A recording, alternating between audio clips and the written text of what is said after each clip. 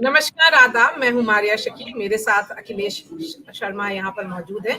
रणवीर को आप देख सकते हैं, ये यूपी का जो असेंबली है उसके सामने खड़े हैं और रौनक कहीं किसी सूत्र से मिलने जा रहे हैं। रौनक, किस सूत्र से मिलने जा रहे हैं आप? नाम मत बताइएगा, लेकिन बताइए खबर क्या मिलने वाली है। नहीं, मैं सूत्रों से मिलकर अब ऑफिस की दिशा में जा रहा हूँ। खबर देना है, थोड़ी देर बाद एक बड़ी खबर एनडीटीवी पे हम देखेंगे। तो अभी पहले ये कार्यक्रम कर लेते हैं और उसके बाद फिर दर्शकों तक वो खबर पहुंचाएंगे। भाजपा की जो मीटिंग्स चलती है वो सुबह में 3 बजे तक चलती है, अखिलेश जी 4 बजे तक चलती है और फिर अगले दिन प्रधानमंत्री किसी शहर में होते हैं, किसी और दौरे पर होते हैं, तो 3 बजे तक क्यों मीटिंग चलती है? देखिए, ये कवायद जो है बहुत लंबी चली है। वैसे ही जब आज सुबह 3:15 बजे तक मीटिंग चली तो मुझे वो पुराने दिन याद आ गए, मारिया, जब नितिन गडकरी बीजेपी के अध्यक्ष होते थे। और जब गडकरी अध्यक्ष बनकर यहाँ दिल्ली आए थे तो पूरी जो बीजेपी की वर्किंग स्टाइल थी वो उन्होंने चेंज कर दी थी। उनकी जो मीटिंग्स थी वो रात को 11-12 बजे तो शुरू होती थी और वही हुआ। कल यही हुआ ये कि सारे बड़े बड़े जो नेता थे, मुख्यमंत्री थे, केंद्रीय मंत्री, वो सब वहाँ इंतजार कर रहे थे और उसी बीच प्रधानमंत्री आवास पर करीब 4 घंटे तक एक पैनल मीटिंग होती रही। पीएम मोदी, गृहमंत्री अमित शाह, बीजेपी अध्यक्ष जेपी नड्डा, तीनों जो शीर्ष नेता हैं वो इस बैठक में मौजूद थे। और सूत्र हमें ये बता रहे हैं कि जो केंद्रीय चुनाव समिति में नाम रखे गए वो सारे नाम करीब करीब इन 3 नेताओं की बैठक में पहले ही तय हो गए, जिसपे कि बता दिया है कि हमें ये इस सीट पर हमें ये चाहिए, इस सीट पर हमें ये चाहिए। जो पैनल आते हैं ना राज्यों से, 3-3 नाम आते हैं, तो उनकी छटनी करना, उनमें से नाम हटाना और जो अपना उनका जो फीडबैक होता है उसके हिसाब से नाम तैयार करना, वो मेरे ख्याल से काम किया गया। तो इसीलिए ये सुबह 3 बजे तक जो बैठक है ये चली है और इसमें उम्मीदवारों के नामों का अभी ऐलान तो नहीं किया गया, इंतजार है कि ऐलान कब होता है। और जो साइंटिफिक प्रोसेस है अखिलेश जी, उसके बारे में हम पूछेंगे, लेकिन पहले हम ये जरा सा रणवीर से जान लें कि रणवीर, हमारे सूत्र बता रहे हैं कि लगभग 50% से ज्यादा यूपी के कैंडिडेट्स का डिसीजन हो चुका है, जो भाजपा के कैंडिडेट्स हैं। तो क्या माना जाए, वहां पर क्या खबर चल रही है कि कौन कहां से चुनाव लड़ रहा है और खास करके अयोध्या से कौन है? देखिए, मेरे जो सूत्र हैं वो बता रहे हैं 80 में से 52 ऐसी सीटें हैं जिस पर चर्चा हो चुकी है, नाम फाइनल हो चुका है, अनाउंसमेंट हो जाएगा। और सबसे बड़ा नाम, जाहिर तौर पे देश की राजनीति का सबसे बड़ा नाम है प्रधानमंत्री नरेंद्र मोदी। वो फिर से अपनी वही वाराणसी सीट से चुनाव लड़ेंगे और वाराणसी सीट, जाहिर है वाराणसी सीट सिर्फ एक सीट नहीं है, एक सिंबल है बीजेपी की राजनीति का। और जिस तरह की राजनीति बीजेपी करती आई है उससे वाराणसी से एक बहुत बड़ा मैसेज पूरे देश में जाता है। अब रही बात बाकी सीटों की, अयोध्या को लेकर के बहुत स्थिति क्लियर नहीं है, क्योंकि अयोध्या के जो सांसद है लल्लू सिंह पुराने नेता हैं, विधायक भी रहे, मंत्री भी रहे और सांसद भी हैं। और लल्लू सिंह की लोगों के बीच में पकड़ बहुत अच्छी है। तो लल्लू सिंह का टिकट फाइनल है या नहीं, इस पर फिलहाल सूत्र बहुत खुल करके मुझे तो कम से कम अभी नहीं बताए हैं। हो सकता है कि दिल्ली वालों को, या आप लोग जो दिल्ली वाले हैं, आप लोगों के भी सूत्र बहुत बड़े होते हैं, तो आप लोग को शायद पता हो। हालांकि बाकी अगर बात करें, मेरी एक सांसद जी से सुबह बात हुई। सांसद जी को मैंने बताया नाम तो आपका फाइनल हो गया, तो उन्होंने, सांसद जी ने कहा सच में? उनकी पहली प्रतिक्रिया थी। हालांकि जान रहे थे, ठीक से जान रहे थे, लखनऊ में ही हैं अभी वो, मेरी थोड़ी देर बाद मुलाकात भी होगी। लेकिन उन्होंने कहा रणवीर भाई पक्का? हमने कहा जी पक्का, फाइनल हो गया।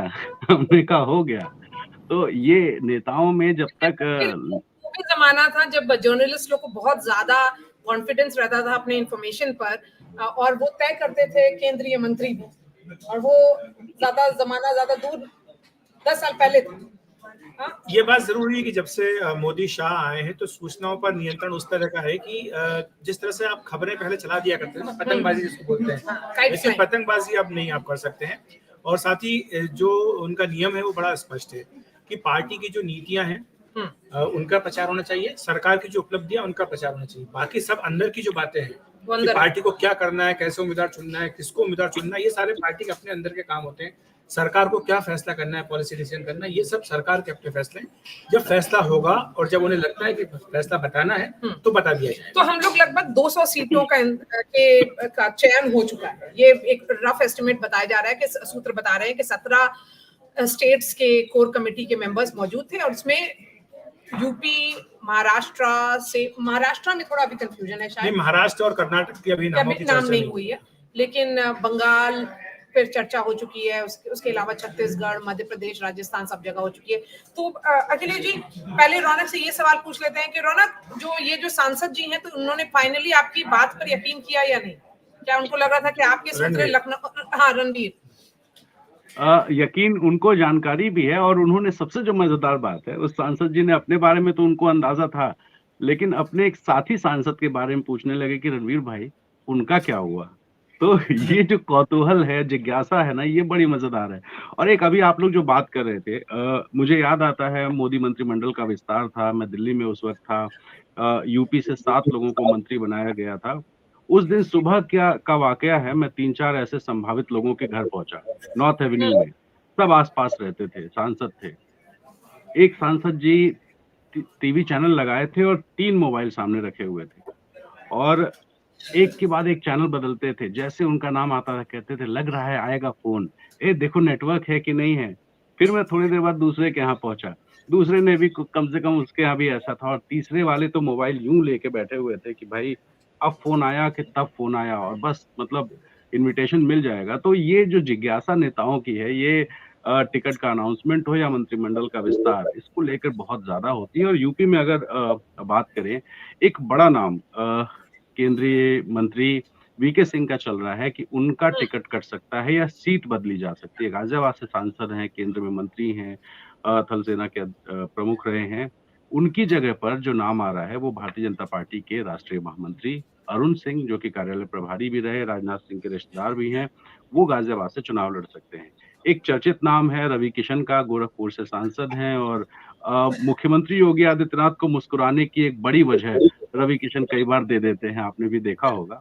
तो रवि किशन का नाम चल रहा है। इसके अलावा आजमगढ़ सीट पर निगाहें बहुत ज्यादा हैं। आजमगढ़ सीट इसलिए क्योंकि निरहुआ वहां से सांसद हैं, लोकसभा का उपचुनाव हुआ था अखिलेश यादव जब उन्होंने सीट छोड़ी थी, और उसके बाद आजमगढ़ में भारतीय जनता पार्टी जीत गई। अब आजमगढ़ अखिलेश यादव खुद चुनाव लड़ सकते हैं। कल ही उन्होंने गुड्डू जमाली, जो बीएसपी के नेता थे, जिन्होंने समाजवादी पार्टी को हराने का सबसे बड़ा काम किया था, उनको वो अपनी पार्टी में लाए, एमएलसी बनाने जा रहे हैं।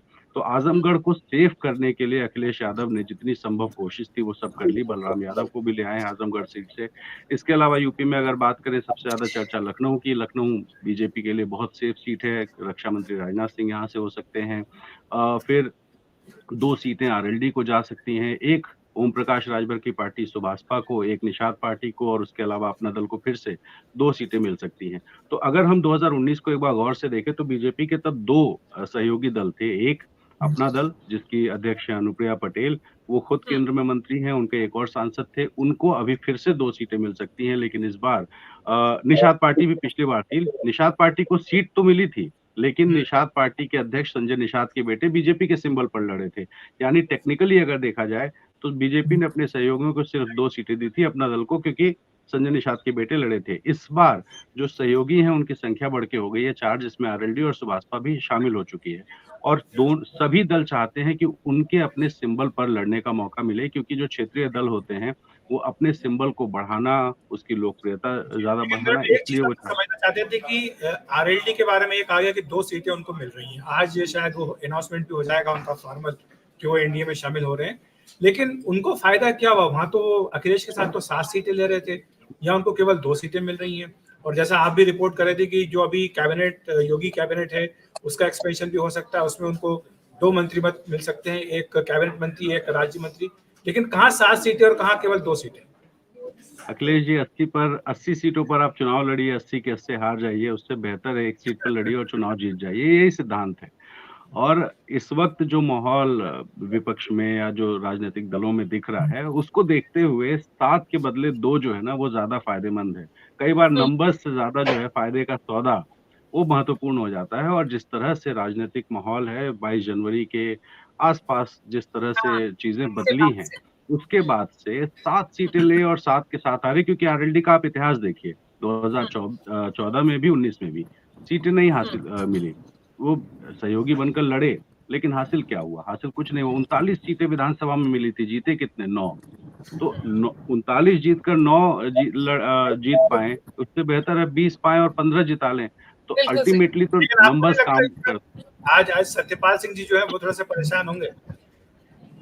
परेशान बहुत लोग हैं, बहुत सारे लोग परेशान हैं क्योंकि बात करते करते एक eminent personality is joining BJP 4:30 बजे, कौन हो सकता है? कई सारे हैं, अब तो पूरी बकायदा एक प्रकोष्ठ बना हुआ है जिसमें उसका काम यही है कि दूसरी पार्टी में चिन्हित करना कि किसे लाया जा सकता है। रिक्रूटमेंट सेल आप इसको बोल सकते हैं, रिक्रूटमेंट सेल बनी हुई है, वो काम कर रही है कि लोगों को लाया जाए। आप कुछ बोल रहे थे रणवीर, अपनी बात पूरी कर ले, किस कौन कौन लोग परेशान हो सकते हैं इस अलायंस से, लेकिन सीटें तो केवल 2 ही मिले, 2 ही, और 2 सीटिंग ही जाएंगे मेरे ख्याल से। बीजेपी के 2 सीटें उनको लेनी पड़ेगी, एक तो बागपत देखिए, है और बागपत और बिजनौर ये दोनों सीटें इसलिए कि जात बहुल हैं, मुस्लिम भी वहां पर हैं, और कई बार विपक्ष जब मुस्लिम कैंडिडेट उतारता है तो हिंदू वोट एक हो जाता है, और वहां पे बीजेपी यही देख रही है कि अगर जयंत चौधरी आते हैं और जाटों को इकट्ठा कर लेते हैं तो उस सीट पर फायदा हो सकता है। आपने पूछा परेशान कौन कौन है। सोनिया गांधी इस बार चुनाव नहीं लड़ रही रायबरेली से, वहां से आते हैं दिनेश प्रताप सिंह, योगी सरकार में मंत्री हैं, तैयारी किए बैठे हैं पूरी तरह से चुनाव लड़ने के लिए, और अचानक जैसे ही राज्यसभा चुनाव आया, रायबरेली की ऊंचाहार सीट से विधायक मनोज पांडे भारतीय जनता पार्टी के फेवर में खड़े हो गए। अब सबसे बड़ा टेंशन तो दिनेश सिंह को है, क्योंकि वो चाह रहे थे कि एक तरह से सोनिया गांधी की सीट पर लड़ेंगे, और अगर किस्मत ने साथ दिया और चुनाव जीत गए तो क्या होगा कि केंद्र की राजनीति में दिनेश प्रताप सिंह इतना बड़ा नाम हो जाएगा जितना बड़ा स्मृति ईरानी का हो गया था। तो मनोज पांडे के आने से दिनेश प्रताप सिंह परेशान हैं। इसी तरह से जिन नेताओं का टिकट कट रहा है, जैसे निरहुआ की बात करें, आजमगढ़ अखिलेश यादव चुनाव लड़ने वाले हैं। अब उपचुनाव में निरहुआ जीत गए, सांसद हो गए, लेकिन इस बार टिकट मिलेगा कि नहीं मिलेगा, और अगर मिलेगा तो गुड्डू जमाली इस बार समाजवादी पार्टी के साथ हैं। तो एक समीकरण बनता है, एक का बिगड़ जाता है।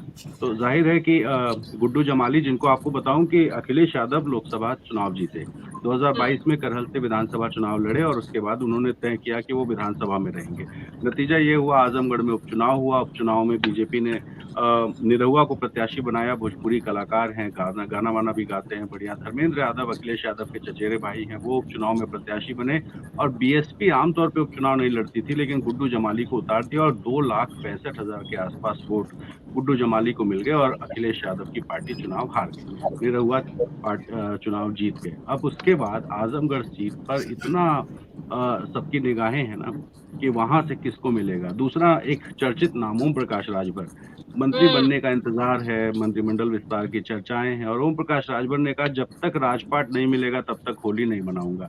अब राजभर जी को यह है कि साहब हमें हमारे अपने सिंबल पर हमें चुनाव लड़ना है। उन्होंने एक बड़े नेता से बात की फोन पे, अपने सहयोगी दल बीजेपी के जो हैं, उन्होंने फोन पे कहा कि यार संजय निषाद की तरह कहीं ऐसा ना हो कि हमें भी कह दे भारतीय जनता पार्टी की कमल के सिंबल पर चुनाव लड़ लो। तो दूसरे वाले ने कहा कि नहीं साहब, हम तो अपने सिंबल पे लड़ेंगे, और अगर भाजपा ऐसा कहती है तो हम तो बगावत करने को तैयार बैठे। अब उस बड़े नेता का नाम भी पता चला था कि दोनों नेताओं में बात हुई, और अपने सिंबल पर चुनाव लड़ने को लेकर के बहुत एडमेंट हैं। तो ये खबर तो लोकसभा से। बाकी यूपी में अगर आप सूत्रों की बात करेंगे तो मंत्रिमंडल विस्तार की चर्चाएं हैं, 2 सीटें हैं। थोड़ा सा रौनक से अपडेट लेते हैं। रौनक, महाविकास अघाड़ी ने तय कर लिया फाइनली? जी, लगभग तय माना जा रहा है कि 20 सीटें शिवसेना उद्धव ठाकरे लड़ने जा रहे हैं, 18 सीटें कांग्रेस को मिलेगी, और इसके अलावा 10 सीटों पर एनसीपी यानी शरद पवार की पार्टी लड़ने जा रही है।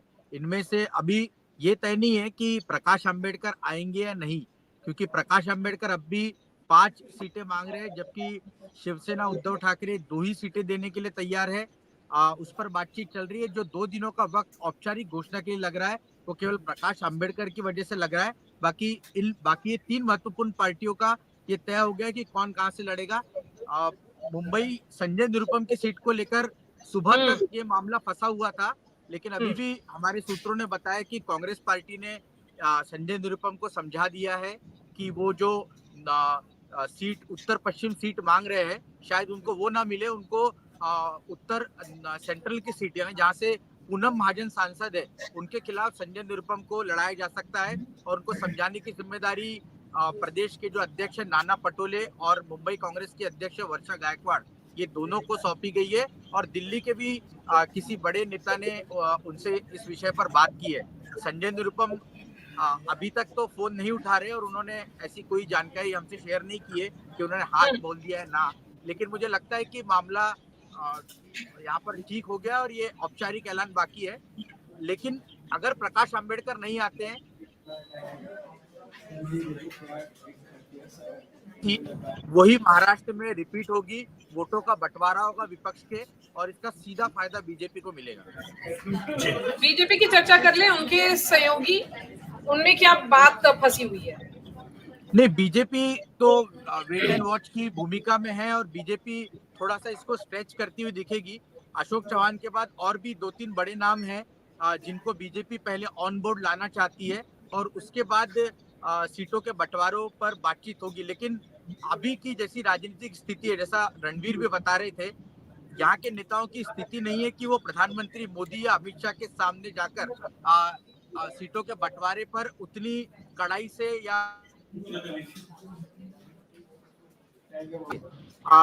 शिंदे कम विधायकों के साथ उनको राज्य का मुख्यमंत्री बना दिया है और अगर अजीत पवार ने बारामती की सीट पर सुनेत्रा पवार को मैदान में उतारकर सुप्रिया को हरा दिया तो निश्चित तौर पर इसका भी बड़ा गिफ्ट अजीत पवार को विधानसभा चुनाव में मिल सकता है या तो उसके पहले भी उनको मुख्यमंत्री बनाया जा सकता है। कोई आश्चर्य की बात नहीं होगी कि उसके पहले अजीत पवार भी मराठा है, उनको मुख्यमंत्री बना दे। लेकिन आज महाराष्ट्र में सबसे बड़ी जो चर्चा का विषय वो ये है कि शरद पवार ने अपने घर पर कल एकनाथ शिंदे, देवेंद्र फडणवीस और अजीत पवार को खाने पर बुलाया है।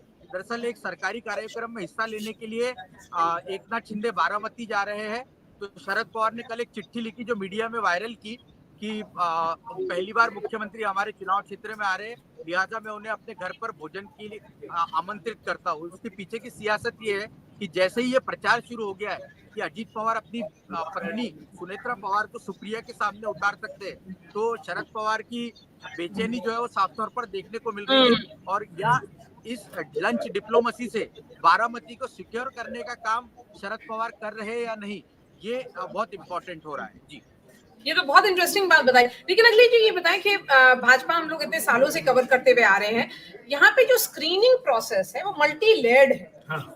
और ये कितने लेयर्स है, किस तरह से इस बार स्क्रीनिंग हुई है जो पिछले 2 चुनाव के कंपैरिजन में डिफरेंट है? देखिए, इस बार बीजेपी कई नई चीजें कर रही है। पहली बात जो नई चीज करी वो ये है कि चुनाव की घोषणा से पहले ही पार्टी उम्मीदवार के नामों का ऐलान करने जा रही है। सूत्र ये भी कह रहे हैं कि चुनाव से पहले तक ये भी हो सकता है कि 2/3 सीटें बीजेपी अनाउंस करते, तो ये बहुत बड़ा आंकड़ा है। मतलब 300-350 सीटें बीजेपी घोषित कर सकती है चुनाव की घोषणा से पहले। दूसरा ये जो आपने पूछा है कि चुनाव में उम्मीदवारों का चयन किस तरह से बीजेपी कर रही है, कई लेयर्स इसकी है। इस बार बीजेपी ने ये किया है कि जो नमो ऐप उसमें उन्होंने जो जनता है उसी से सुझाव मांगे, उनसे कहा कि आप सीधे वोट डाल सकते हैं, बता सकते हैं कि आपके जो सांसद हैं उनका परफॉर्मेंस कैसा है आपकी नजर में, या फिर आप ये बताइए कि आपका जो संसदीय क्षेत्र है जहां आप रहते हैं वहां के 3 सबसे लोकप्रिय बीजेपी उम्मीदवार कौन है। तो नमो ऐप तो आप जानते हैं कि सीधे पीएमओ में मॉनिटरिंग होती है उसकी, तो यानी जनता जो कह रही है वो सीधी बात पीएमओ तक जा रही है हर सांसद के बारे में। और जहाँ बीजेपी का सांसद नहीं है वहां पर भी आप संभावित उम्मीदवारों की तलाश इस ऐप के जरिए कर रहे हैं। दूसरा, बीजेपी का अपने सर्वे होते हैं, जो वरिष्ठ नेता हैं उनके अपने सर्वे होते हैं, पार्टी अध्यक्ष का अपने एक अलग सर्वे होता है, पार्टी का एक अलग सर्वे होता है, राज्य इकाई का अलग सर्वे होता है। तो ये सारे सर्वे की रिपोर्ट आती है, उनको मिलाकर के उनसे मैचिंग की जाती है किसके पलड़ा भारी दिख रहा है। फिर उसके बाद अपना बीजेपी का अपना काडर है, उसका फीडबैक लिया जाता है, कार्यकर्ताओं का फीडबैक लिया जाता है कि आप सांसद के काम से खुश हैं या नहीं खुश हैं। फिर आरएसएस का अपना एक काडर है, आरएसएस की ओर से भी रिपोर्टिंग होती है, बताया जाता है कि जो सांसद इन्होंने 5 साल में क्या काम किया, संघ के लिए कितना काम किया, संघ की जो योजना है उनके लिए कितना काम किया, तो ये सारी बातें भी जाती हैं। इसके बाद सारा फीडबैक इकट्ठा होने के बाद राज्य में जो प्रदेश स्तर की जो चुनाव समिति होती है उसकी बैठक होती है, वहां पर स्क्रूटनी करके नामों का पैनल तैयार किया था, 3-3 नाम बनाए हर सीट पर। उसके बाद फिर कोर ग्रुप की बैठक यहाँ दिल्ली में जो शनिवार को भी हुई और 2 दिन पहले भी हुई, तो इसमें हर सीट पर चर्चा होती है। उसके बाद एक लिस्ट बनती है, फिर वो लिस्ट गई थी पीएम साहब के पास, और उसके बाद आपने पीएम साहब के पास एक और अपना सर्वे खुद का था। उसका 4 जो है नेताओं ने जो बैठ करके बात की थी नेताओं ने वहां पर, उसमें हर सीट के ऊपर इस तरह से चर्चा की गई है। तो इतना बड़ा डिटेल इसका बीजेपी का है। फिर इसमें कुछ और भी क्राइटेरिया है कि सोशल मीडिया पर आपकी कितनी प्रेजेंस है, कितने फॉलोअर आपके फेसबुक पर हैं, ट्विटर पे आपके कितने फॉलोअर हैं, इंस्टाग्राम पर आपको कितना लाइक किया था नहीं किया था, ये सारी बातें। उसके बाद जो स्कीम्स बीजेपी ने बीच में कहा कि करना है, कार्यक्रम जो आपको करने के लिए कहा कि सांसद एक्टिवली आपने किया, सांसद खेलकूद प्रतियोगिता करनी है, उसको आपने किया है या नहीं किया, ये सारे जो है पैरामीटर्स को करके आपका इवोल्यूशन होगा और असेसमेंट के बाद आपको तय किया जाएगा कि आपको कितना इंक्रीमेंट मिलेगा। तो बेसिकली इवैल्यूएशन से अच्छा। हाँ बताइए रौनक, क्या बोल रहे हैं? यहाँ पे तो रिपोर्ट कार्ड बन रहा है सबका। नहीं, बहुत सारे- जो अखिलेश जी कह रहे हैं, मैं उसमें केवल जोड़ना चाहता हूँ कि जब मध्य प्रदेश के चुनाव हुए, उसके नतीजे आने के बाद महाराष्ट्र के बीजेपी के बहुत बड़े नेता हैं, तो जस्ट ऐसी एनालिसिस के लिए कई पत्रकारों के साथ ऑफ रिकॉर्ड बैठे थे, तो उन्होंने एक वाकया बताया कि पार्लियामेंट्री बोर्ड में क्या हुआ था। प्रदेश अध्यक्ष थे मध्य प्रदेश के वीडी शर्मा, उन्होंने प्रेजेंटेशन दिया और ये कैंडिडेट्स है और प्रधानमंत्री भी वहां पर बैठे हुए थे, तो जिन्हें वीडी शर्मा चाहते थे कि इन्हें टिकट मिलना चाहिए और उनकी जीत की भी पूरी संभावनाएं थी, लेकिन पार्टी के कार्यक्रम अपने सोशल मीडिया पर वो नहीं डालते थे। केवल इस वजह से प्रधानमंत्री और बीजेपी ने उनका टिकट काट दिया, क्योंकि जब उनका सोशल मीडिया का प्रोफाइल आया और उसमें देखा गया कि पार्टी के दिल्ली से भेजे हुए कार्यक्रम इन्होंने अपने चुनाव क्षेत्र में कितने इम्प्लीमेंट किए, उसके फोटो तस्वीरें नहीं थी, उसको केवल इस वजह से उनका टिकट काट दिया। नाम तो मैं नहीं बताना चाहूंगा, लेकिन ये एक बड़ा पैरामीटर था। और जो नेता महाराष्ट्र के थे, उन्होंने चुनाव नतीजों के बाद खास तौर से देखा कि वो नेता जीता है कि नहीं, कि उसकी टिकट काटने के बाद जिसको टिकट दिया वो जीता है कि नहीं, तो वो जीत गया था। तो उनका कहना है कि जो कार्यक्रम दिए जाते हैं और यही संदेश महाराष्ट्र की जो बीजेपी की कोर टीम की बैठक हुई या फिर विधायकों के साथ जो बैठक हुई, उसमें भी प्रदेश अध्यक्ष बावनकुळे हो या देवेंद्र फडणवीस हो, उन्होंने ये अपने विधायकों को भी ये एग्जाम्पल देने की कोशिश की और बताया कि आपको रोज नमो ऐप पर इतना वक्त देना ही देना है और अपने चुनाव क्षेत्र के लोगों को भी लगभग 36,000 लोगों को नमो ऐप से जोड़ना है। ये आपका कार्यक्रम है और इसकी पूरी रिपोर्टिंग दिल्ली में जो बीजेपी का कार्यालय है वहां पर आपको करनी पड़ेगी। जी बस 30 सेकंड सब लोगों के पास है। मैं आपसे शुरू करूंगी रणवीर। योगी आदित्यनाथ भी काफी यहाँ पर मौजूद थे कल और काफी वक्त उनको भी गुजारना पड़ा और वक्त इंतजार करना पड़ा प्रधानमंत्री का। और इनफैक्ट हिमंता बिस्वा शर्मा ने तो ट्वीट भी किया है जिनमें उन्होंने बोला है कि जो लाइब्रेरी है भाजपा की कार्यालय में वो बहुत अच्छी है और वो 3 बजे सुबह तक पढ़ रहे थे। देखिए, मुख्यमंत्री वहां थे और ये सब सुन के मुझे अपने बोर्ड एग्जाम से याद हो गया कि कैसे टीचर्स जो हैं वो बुलाते थे कि ये किया कि नहीं किया, वो किया कि नहीं किया, और उसी तरह से ये जो सांसद लोग हैं इन लोगों को बताना पड़ता है कि साहब हमने ये किया और हम ये नहीं कर पाए। खैर, मुख्यमंत्री योगी आदित्यनाथ थे, यहाँ पूरी तैयारी हो गई थी, दोनों डिप्टी सीएम थे, प्रदेश महामंत्री संगठन थे, प्रदेश प्रभारी थे, ये सब लोग की मौजूदगी में बैठकें हुई, एक एक नाम पर चर्चा हुई, किसने क्या किया, कौन जीत सकता है, कास्ट फैक्टर क्या है, माहौल के हिसाब से सारे फैक्टर्स पे बातचीत हुई है। और उसके अलावा एक लॉबिंग बड़ा फैक्टर होता है कि अपना पराया, तो अपना के लिए पैरवी हुई, जो पराया है उसका नाम कटाने की कोशिश होती है। हालांकि जैसे कुछ स्टार्स थे, इस बार कोई स्टार आ रहा है क्या? स्टार एंट्री हो रही है चुनाव में महाराष्ट्र में? लास्ट टाइम उर्मिला चुनाव लड़ी थी।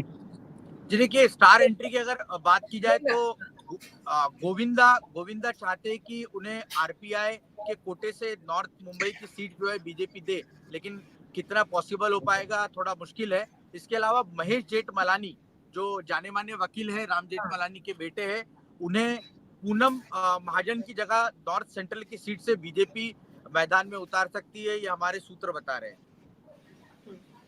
यहाँ पर तो अक्षय कुमार का नाम चल रहा है। दिल्ली की अगर बात करें तो अक्षय कुमार का नाम, युवराज का नाम तो पंजाब से चल रहा है, यहाँ पर अक्षय कुमार का नाम चल रहा है। उधर महाराष्ट्र की बात करें तो माधुरी दीक्षित का नाम भी चला जा रहा है। तो ये सारे नाम है।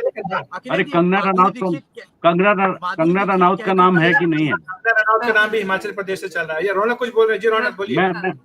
नहीं सर, माधुरी दीक्षित ने ऑफिशियली मेल करके मना कर दिया है कि मेरे बारे में जो मीडिया में चर्चा है और मैं कोई चुनाव, हाँ, लेकिन हाँ कई स्टार्स जो है वो आएंगे।